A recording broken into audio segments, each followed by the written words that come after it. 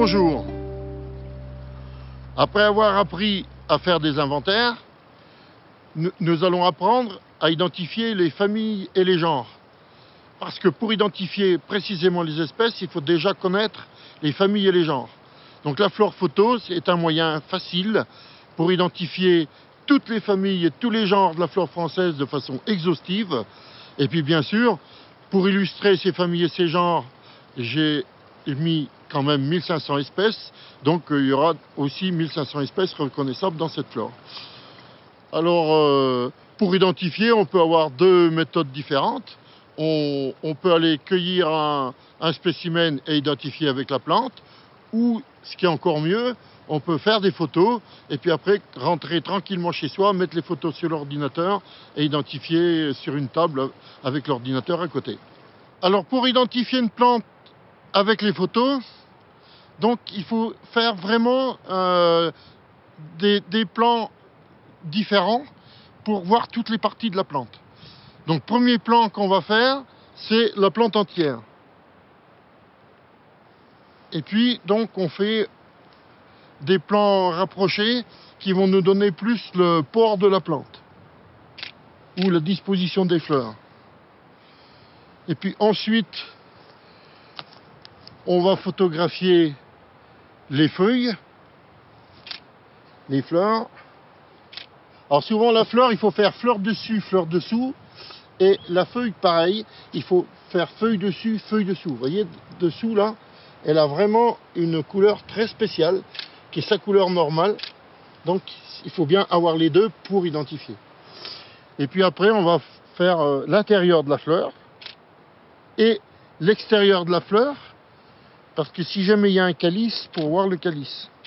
Et puis si jamais on arrive à trouver des fruits, eh ben, on va également faire en photo les fruits. Bon, on peut accessoirement faire des fois le bouton floral.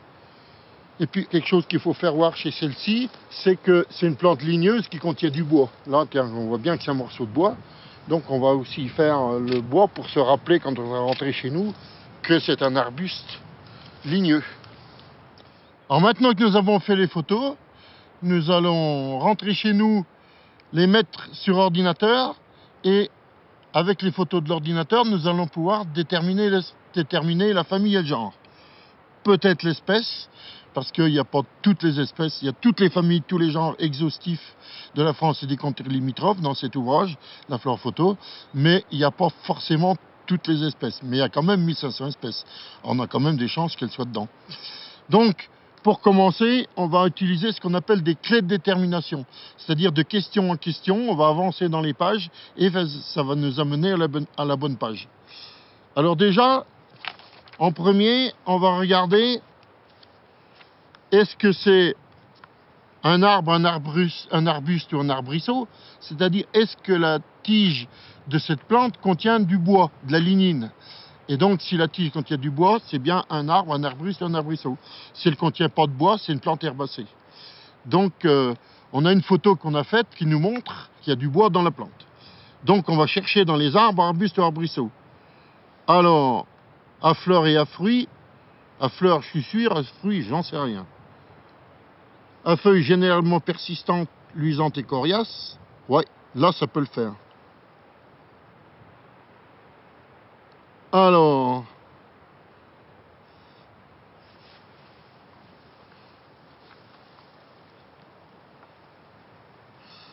fleurs hermaphrodites, c'est-à-dire hermaphrodite, il y a tout dans la même fleur, les parties mâles et les parties femelles.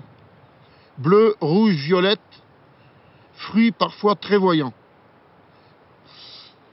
Donc, il faut que j'aille 53 à 55. 53. Là, la plante ressemble, mais pas du tout la fleur. Là, il n'y a rien qui ressemble. Ah, 55. Ah, corolle soudée à la base, à 5 divisions. 1, 2, 3, 4, 5. Donc on voit qu'on a une corolle dont les pétales sont tous soudés à la base. Arbuste à feuilles alternes persistantes. Voilà, C'est des feuilles persistantes qui ne tombent pas l'hiver. Corolle soudée à la base, divisée sur un tiers de sa longueur. Oui, c'est ça. Et puis capsule oblongue à 5 loges, on n'avait pas de fruits. Par contre, j'ai une feuille vue de dessous là, qui me rappelle étrangement les photos que j'ai faites. Alors, on va les voir. Page 634 à 641, la famille des Éricacées. Voilà. 634. Ah, là, j'ai même encore une mini-clé. Plante à feuilles réparties sur les tiges ou les rameaux, donnant des fruits secs ou des fruits charnus, corolle soudée en cloche ou en grelot.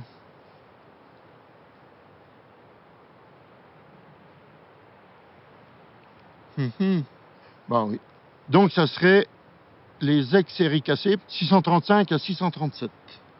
635. Là, ça va pas du tout. 636. Là, c'est vraiment des grelots. Ah, voilà. Celle-là, en fait, elle fait une cloche, quoi.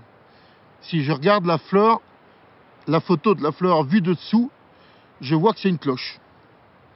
Mais par contre, vu de dessus, c'est pas évident de le voir. C'est pour ça qu'il faut bien faire le dessus et le dessous de la fleur.